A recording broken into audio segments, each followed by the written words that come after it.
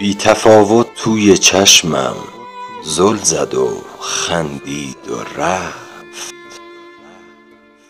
رنگ بیرنگی ز حسرت بر دلم پاشید و رفت.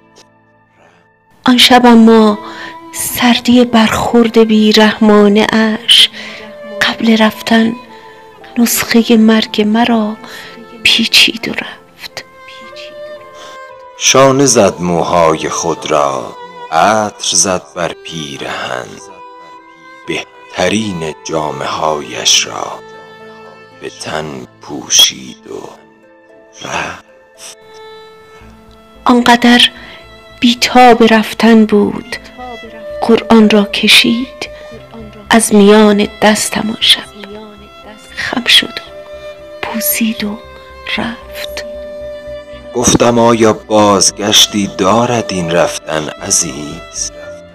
از نگاهم پوزخندش را ولی دزدید و رفت. اشک سردی حلقه زد در چشمهایم، سنگ دل در نگاهم التماس آخرم را دید و رفت.